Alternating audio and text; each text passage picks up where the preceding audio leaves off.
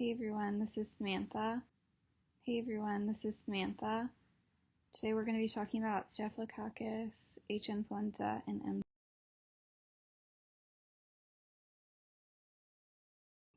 So Staphylococcus is a gram-negative cocci, and the Staphylococcus genus includes at least 40 species. So I chose to include the three most common, and that includes S. aureus, which is a pathogenic bacteria and is commonly present within the nose. This is a bacteria that we have seen very frequently within this class and also used in the lab. The second one is S. epidermidis, and this is a non-pathogenic bacteria. It's commonly present on the skin and can cause severe infection to any immunocompromised individuals. And then S. Staphylococcus is a non-pathogenic bacteria and commonly associated with urinary tract infections. So Staphylococcus is traditionally split into two groups based off of its ability to clot blood plasma.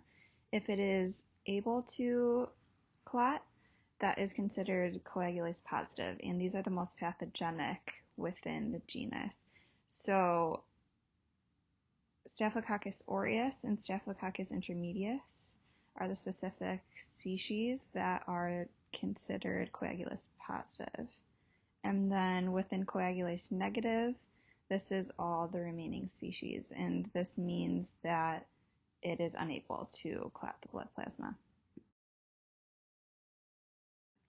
To start talking about disease mechanisms and how Staphylococcus invades a host, we will specifically talk about Staphylococcus aureus, and it begins with the inoculation into an open wound.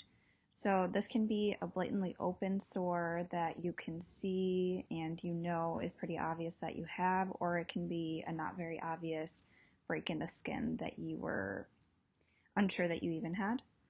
And from there, the severity depends on how deep the cut is, how fast it spreads, and how treatable it is with antibiotics.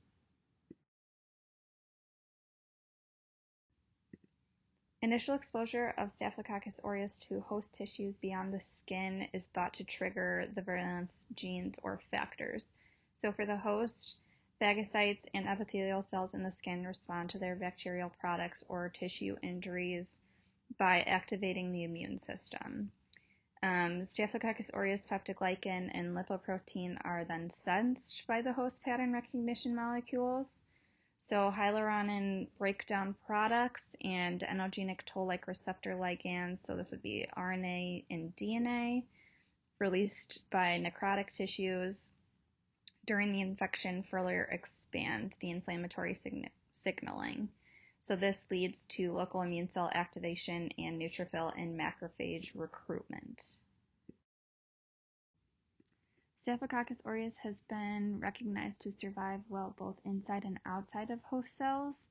So in extracellular environments, Staphylococcus aureus must overcome opsonization by complement and antibodies, which directly or indirectly leads to killing of Staphylococcus aureus or uptake by phagocytes through Fc or complement receptors.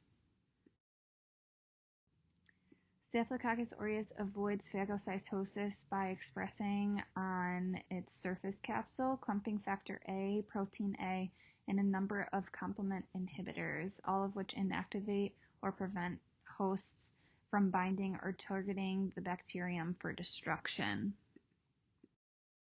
Staphylococcus aureus deploys a number of strategies to resist neutrophil killing. First, it secretes two molecules, CHIP, or chemotaxis inhibitory protein, and EAP, extracellular adherent protein, which respectively block neutrophil recognition and chemotactic factors, and neutrophil binding to endothelial adhesion molecule ICAM1. Inhibition of ICAM1 binding prevents leukocyte adhesion and extravasation from the bloodstream to the site of infection. After arriving to the infection site, neutrophils release a series of antimicrobial substances, including antimicrobial peptides, ROS, RNS, proteases, and lysozymes. Defense against ROS is mediated in Staphylococcus aureus by deployment of a large number of antioxidant enzymes that neutralize ROS and RNS.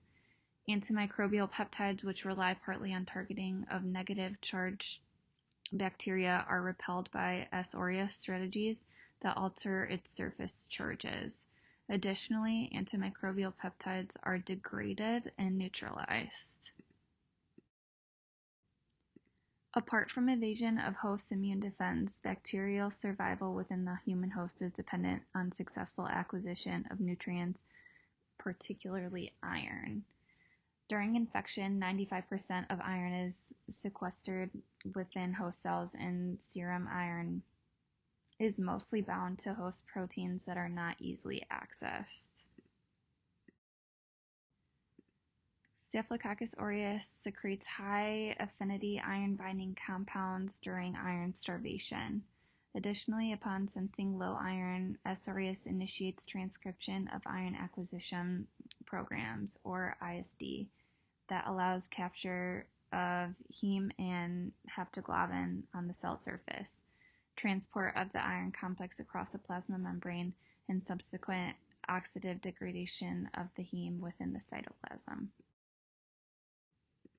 A severe bacterial infection normally induces the host to mount an adaptive immune response within 7 to 10 days to limit the ongoing infection and prevent future reinfections.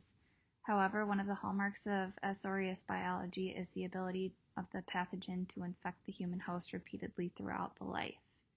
The mechanism underlying evasion of adaptive immune system response is poorly understood. However, studies have shown that staphylococcal enterotoxins, TSST, and EAP could all alter T cell functions by targeting the T cell receptor activation pathway. Initial exposure of Staphylococcus aureus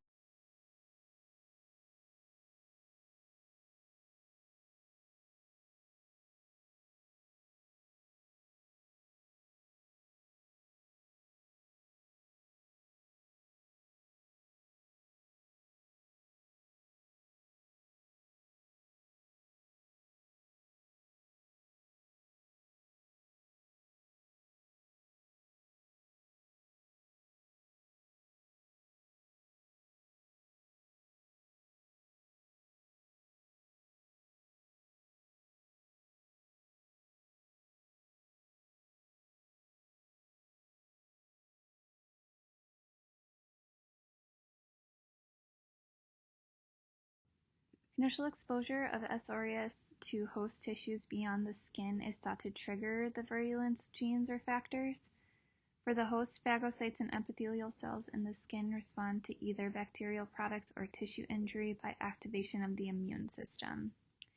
Staphylococcus aureus peptoglycan and lipoproteins are sensed by host pattern recognition molecules and released during infection, further expanding inflammatory signaling, leading to local immune cell activation and neutrophil and macrophage recruitment.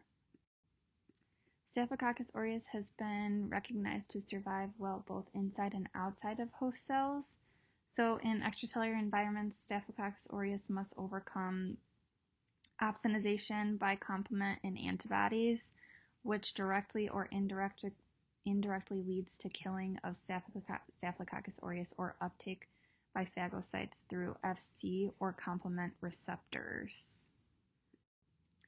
Staphylococcus aureus avoids phagocytosis by expressing on its surface capsule clumping factor A, protein A, and a number of complement inhibitors, all of which inactivate or prevent hosts from binding or targeting the bacterium for destruction.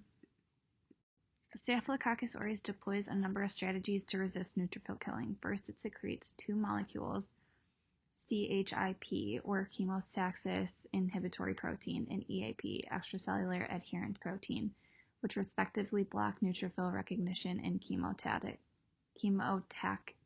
factors. and neutrophil binding to endothelial adhesion molecule ICAM1. Inhibition of ICAM1 binding prevents leukocyte adhesion and extravasation from the bloodstream to the site of infection. After arriving to the infection site, neutrophils release a series of antimicrobial substances, including antimicrobial peptides, ROS, RNS, proteases, and lysozymes. Defense against ROS is mediated in Staphylococcus aureus by deployment of a large number of antioxidant enzymes that neutralize ROS and RNS. Antimicrobial peptides, which rely partly on targeting of negative charged bacteria, are repelled by S. aureus strategies that alter its surface charges. Additionally, antimicrobial peptides are degraded and neutralized. Apart from evasion of host immune defense, bacterial survival within the human host is dependent on successful acquisition of nutrients, particularly iron. During infection, 95% of iron is sequestered within host cells, and serum iron is mostly bound to host proteins that are not easily accessed. Staphylococcus aureus secretes high-affinity iron-binding compounds during iron starvation. Additionally, upon sensing low iron, S. aureus initiates transcription of iron acquisition programs, or ISD, that allows capture of heme and haptoglobin on the cell surface, transport of the iron complex across the plasma membrane, and subsequent oxidative degradation of the heme within the cytoplasm. A severe bacterial infection normally induces the host to mount an adaptive immune response within 7 to 10 days to limit the ongoing infection and prevent future reinfections. However, one of the hallmarks of S. aureus biology is the ability of the pathogen to infect the human host repeatedly throughout the life. The mechanism underlying evasion of adaptive immune system response is poorly understood. However, studies have shown that staphylococcal enterotoxins, TSST, and EAP could all alter T cell functions by targeting the T cell receptor activation pathway. This is a tactic by Staphylococcus aureus to prevent development of long-term memory. Likewise, protein A has been shown to deplete splenic marginal zone B cells, which are precursors to B cells. The results could be poor generation of specific B cell responses. Other virulence mechanisms of clinical significance include biofilm formation, which allows Staphylococcus aureus to persist on plastics and resist host defenses or antibiotics. A small colony variant, which helps Staphylococcus aureus survive in a metabolically inactive state under harsh conditions. Small colony variants have been implicated in chronic infections such as chronic osteomyelitis. So the symptoms that come along with a Staphylococcus infection include skin infections, food poisoning, bacteremia, toxic shock syndrome, and septic arthritis. So within skin infections, a patient can develop boils, impetigo, cellulitis, staphylococcal scaled skin syndrome, or abscesses. And the two most prevalent within the skin infections are boils, which are like pockets of pus that develop within a hair follicle or oil gland. And this usually becomes red and swollen. And then cellulitis is another very common symptom. So this is a little bit deeper into the layers of the skin and also causes skin redness and swelling. It can become sore and often oozes with discharge. So to diagnose a patient with Staphylococcus, your physician would perform a physical exam. During this exam, they would examine the skin lesions that you may have closely and then from there they would collect a sample for testing.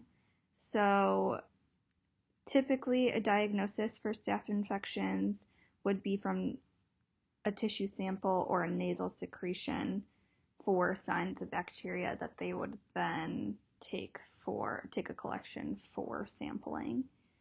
If an individual is diagnosed with a staph infection, the provider may order an imaging test called an echocardiogram, and this would be to check the effects that it's had on the heart.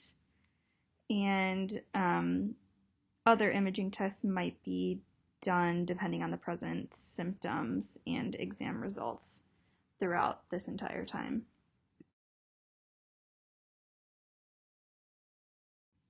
Around 30% of the human population is thought to be colonized with Staphylococcus aureus, and within industrialized countries such as the United States or Canada, this is thought to remain between 10 and 30 people per 100,000 yearly.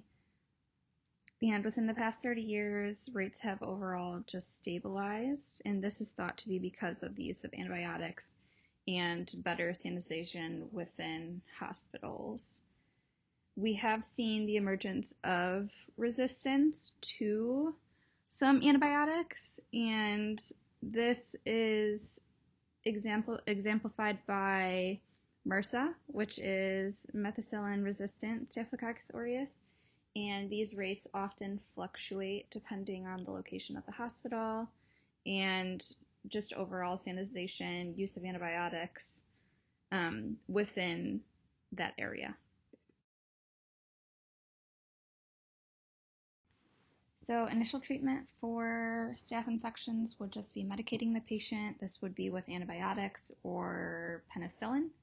And then if symptoms don't clear up or continue to worsen, IVs might be needed bedside, so this would just be a quicker way to spread the antibiotic throughout the body and just be more localized.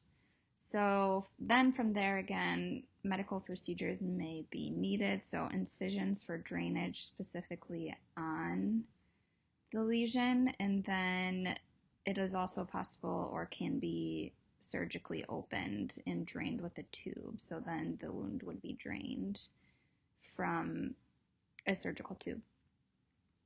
And currently there are no vaccinations for staph infections, so the treatment and therapy would simply just occur post-infection. The next bacteria that we will focus on is Haemophilus influenzae. This is a gram-negative coccobacillus, and it is generally aerobic. It can range from mild to severe, and it is most predominant in the type B form of Haemophilus influenzae.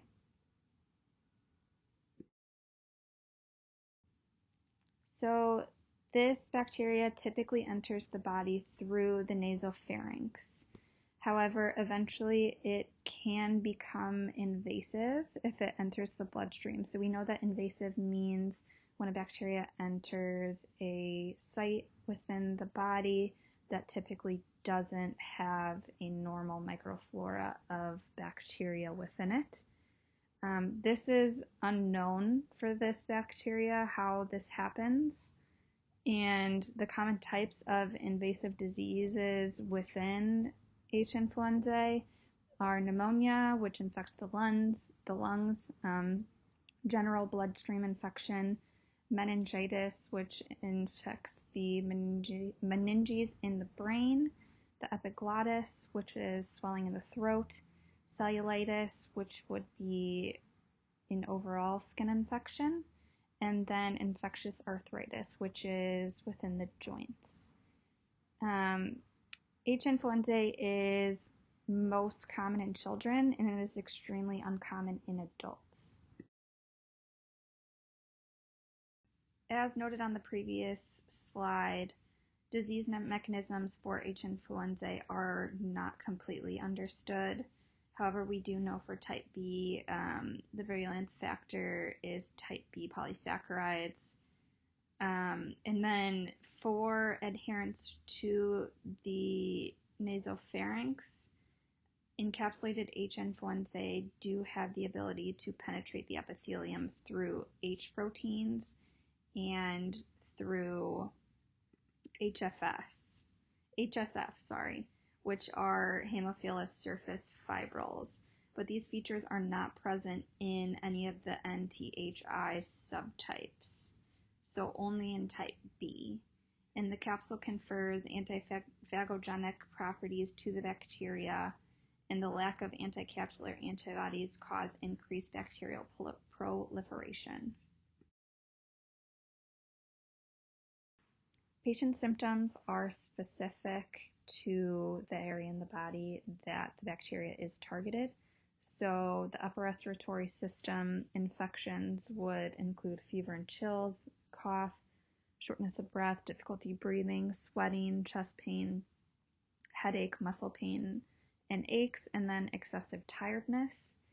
And then if it becomes invasive, enters the bloodstream. Majority of these are similar, except for then you would see nausea without vomiting, diarrhea, anxiety, pain in the belly, shortness of breath, difficulty breathing, but also this altered mental status, so a lot of confusion. And then from there, if it enters the brain, so this would be within the meninges or meningitis, and this would exhibit fever, headache, stiff neck, nausea without the vomiting, eyes being more sensitive to light, and also confusion. Diagnosis for H. influenzae would look like a doctor diagnosing based off of physical examination and medical history initially, and then from there specific tests will depend on the location of the infection. So in some cases the doctor might take fluid samples from the spine, from the ear, the eye, or the throat. You can see to the right what it would look like and how invasive it is to take a fluid sample from the spinal cord. This is typically pretty painful too. And then blood test samples may also be ordered, and chest or neck x-rays. For treatment, we know that infants are much more susceptible to infection compared to their adult counterparts. So vaccination has been introduced to the general public for infants specifically. Infants should receive a primary series of HIV conjugate vaccines beginning at age 2 months. The number of doses in the primary series of the vaccine is dependent on the type of vaccine that is used. So a primary series of HIV, specifically PRPT, requires 3 doses, whereas HIV PRPOMP requires 2 doses. A booster is then recommended around age 12 through 15 months, regardless of which vaccine is used for the primary series. And then moving forward, if a person is diagnosed with H. influenzae disease, then they would be prescribed antibiotics, usually for around 10 days to treat the infection. Depending on how serious the infection is, people with H. influenzae disease may need to be cared for in the hospital. So this treatment would look like breathing support, ventilation, medication to treat low blood pressure, and wound care. When H. influenzae causes milder infections like bronchitis or ear infections, doctors may have antibiotics to prevent complications. But if complications do occur, appropriate treatment would result in something more long-term. So for example, long bloodstream infections can result in losses of limbs, and meningitis can cause brain damage or hearing loss. So it's very important to use preventative measures rather than allowing it to get further than it should. So for epidemiology, I chose to do a more specific population. So this is just tracking incidences within the United Kingdom between 1990 and 2016. So I would really like to highlight right around 1992. If you focus on HIV, specifically type B H influenzae, the numbers are pretty high, and around this 1992 area was when an HIV conjugate vaccine was introduced into the United Kingdom. So very quickly, everything starts to plummet and it kind of evens out. And then around this 2000 to 2002 area, there was another rise, which then prompted a introduction of a booster for H. influenzae type B. And then again, it evens out. So this is just another really great example of why vaccination is so important. The next bacteria that I will be talking about is Mycobacterium tuberculosis. This bacteria is a large non-motile rod-shaped bacterium and is an obligate aerobe. So for this reason, in the classical cases of tuberculosis, MTB complexes are always found in well-aerated upper lobes of the lung. It's also important to note that non-pathogenic mycobacteria are a part of normal microbiotas in humans, and that it is neither gram-positive nor negative. Tuberculosis is passed person to person through aerosol droplets, so this could look like coughing, sneezing, talking, or singing. And once a person is exposed, these droplets travel through the respiratory tract where most of the bacilli become trapped by goblet cells, which then block entry or remove foreign entities. In some cases, the droplets can bypass the first-line defense system, allowing them to reach the upper aerated part of the lungs. At this point during the infection, the host second line or innate immune mechanisms will be recruited. So alveoli macrophages then engulf the infecting bacilli and attempt to destroy these using various enzymes and cytokines. This reaction then signals T lymphocyte transfer to the site of infection, which initiates a cell-mediated immune response. Then either eliminate the infected organism or result in granuloma formation.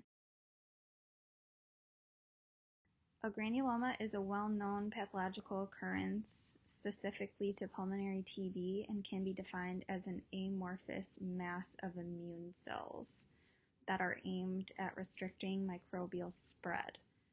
During early development, the granuloma is highly vascularized, with blood vessels having an extensive lymphocytic cuff. As granuloma develops, macrophages differentiate into various morphotypes, resulting in stratified structures with a layer of lymphocytes aggregated outside a fibrous cut surrounding a macrophage-rich layer.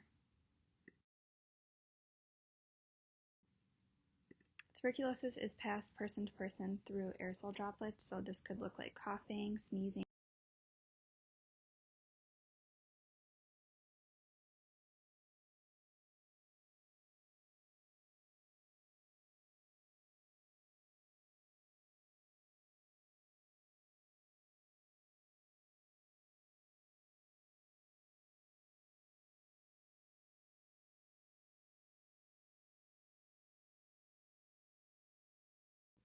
At this point during the infection, the host second line or innate immune mechanisms will be recruited. So alveoli macrophages then engulf the infecting bacilli and attempt to destroy these using various enzymes and cytokines. This reaction then signals T lymphocyte transfer to the site of infection, which initiates a cell-mediated immune response. Then either eliminate the infected organism or result in granuloma formation. A granuloma is a well-known pathological occurrence specifically to pulmonary TB and can be defined as an amorphous mass of immune cells that are aimed at restricting microbial spread. During early development, the granuloma is highly vascularized, with blood vessels having an extensive lymphocytic cuff. As granuloma develops, macrophages differentiate into various morphotypes, resulting in stratified structures with a layer of lymphocytes aggregated outside a fibrous cut surrounding a macrophage-rich layer. This then signifies a stable granuloma that, although unable to eliminate the pathogen, it contains the bacilli that suppresses progression to active disease in immunocompetent individuals. However, M. tuberculosis still proliferates in the healed lesions since the bacilli avoid death by modulating the host immune system and blocking fusion. This process is what creates such a hospitable niche within these phagosomes for the bacilli to persist in a non-replicating or very slowly replicating state where they may survive for decades. In this case, this is when the host is asymptomatic and non-infectious, and this is considered to be latent TB.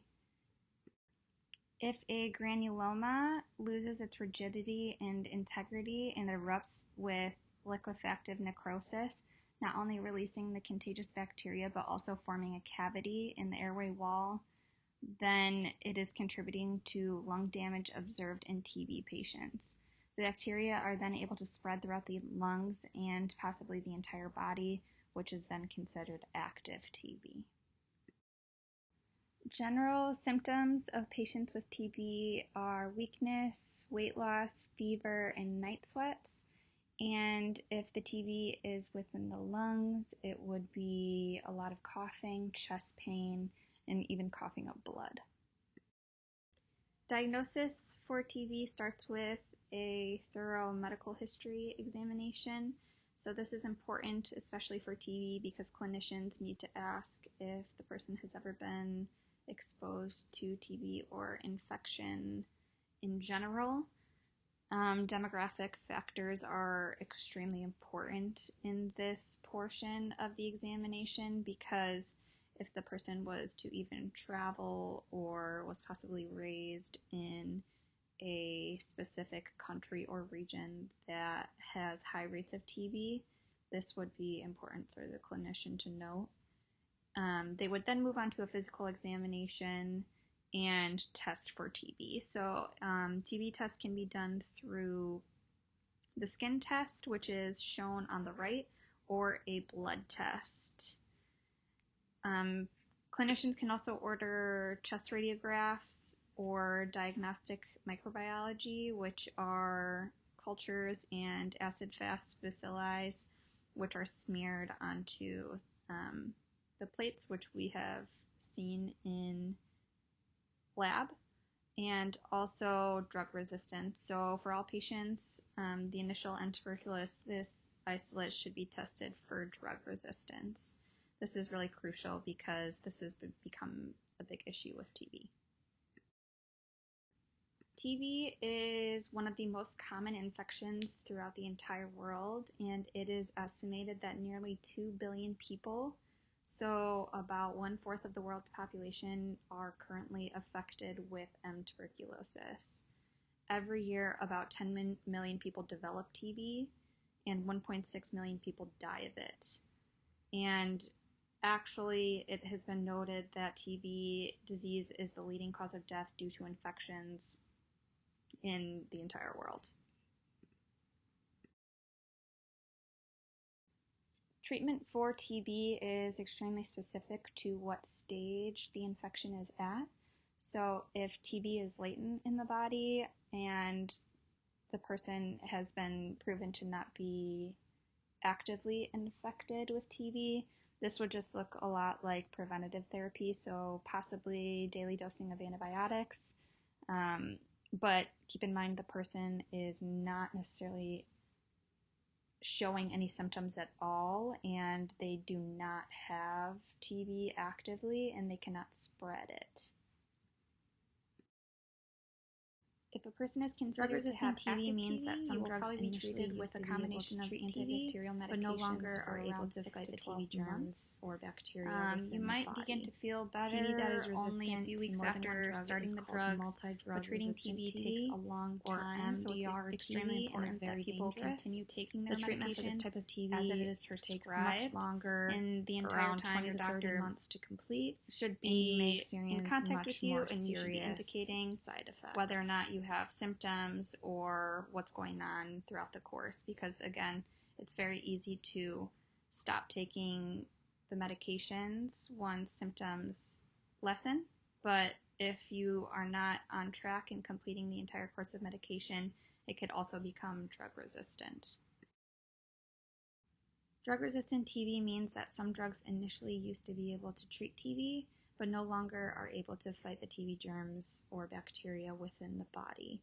TB that is resistant to more than one drug is called multi-drug resistant TB, or MDR TB, and is very dangerous. The treatment for this type of TB takes much longer, around 20 to 30 months to complete, and you may experience much more serious side effects.